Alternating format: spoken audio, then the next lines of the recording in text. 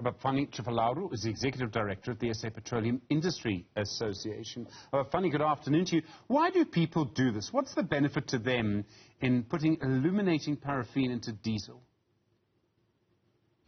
Good afternoon, Stephen. It's all about greed.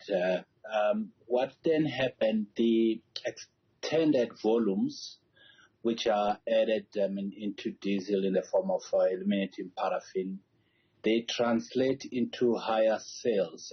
Basically they get more volumes than what they've purchased from the supplier of a diesel. So they will pocket the difference in the form of additional revenue that could have gone to the state. So just by way of example, you do know that the fuel levy road exchange fund in diesel is equate to roughly 6 rand per liter.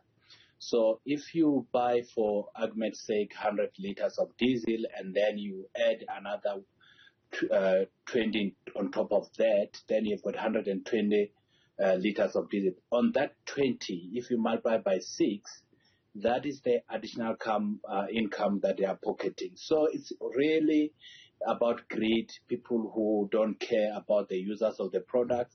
They don't care about the damage that is going to cause to the economy. They don't care about the damage it's going to cause to equipment failures.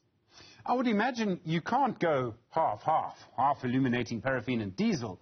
How high could you go before it doesn't work properly? 1 in 10, 1 in 20? Look, diesel is not supposed to have paraffin. The specifications themselves, they are designed not to have paraffin. So you are not supposed, if you are not a manufacturer, to even have paraffin there. The paraffin that can be in diesel, it will be to an extent that it is so tiny that it should not even be detectable. So you should not have paraffin because the engine that you have is not designed to use diesel that contains paraffin. Hence, you see there will be damage to engines, there will be damage to equipment, and it costs the country a lot of money just to look at what this amount to. If you look at 2022 figures, we estimate that almost 3 billion was lost to the fiscus due to this illegal practice of mixing diesel with paraffin. Avhapfani, do you know which petrol stations are doing this? As far as I know, no one's yet published a list of where they were found. I know this is the Energy Department doing what it's supposed to do and inspect this, and I presume there's a process. I kind of wonder if maybe as the public we should have a right to know.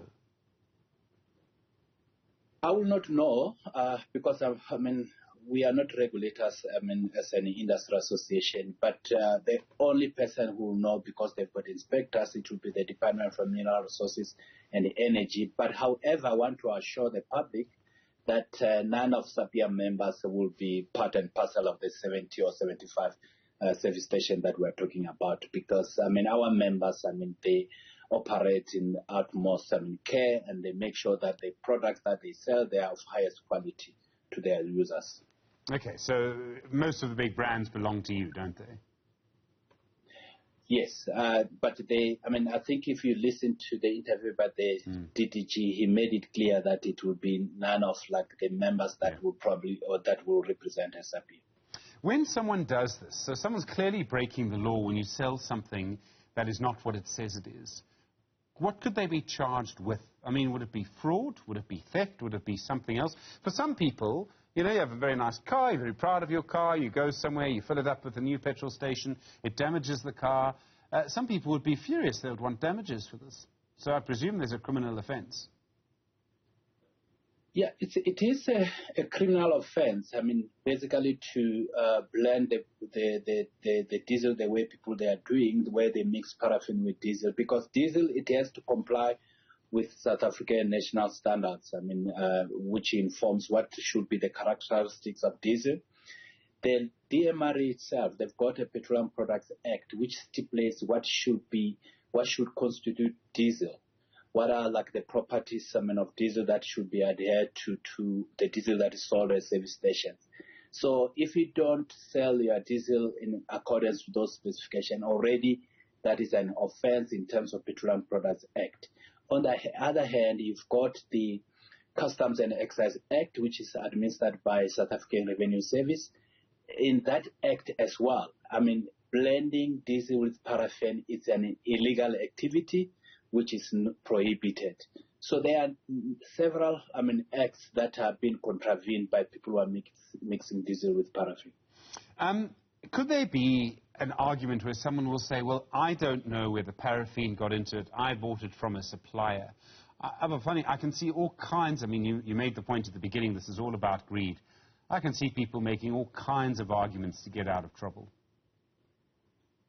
So any operator in this industry, to say that they did not know that the diesel that they bought just got paraffin, I will not believe them. Because if you are in this industry and you are offered like diesel at the price that it's unbelievable to be true, you must know that there must be something like that has been added to that diesel, because you will know what are the market going prices of diesel. So when it is offered to you, if it contains paraffin or other materials that are not supposed to be in diesel, it will probably offer at a huge discount.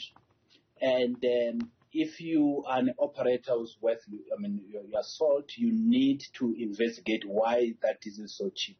So I cannot buy like a story from any operator who says, I didn't know that diesel contained foreign objects.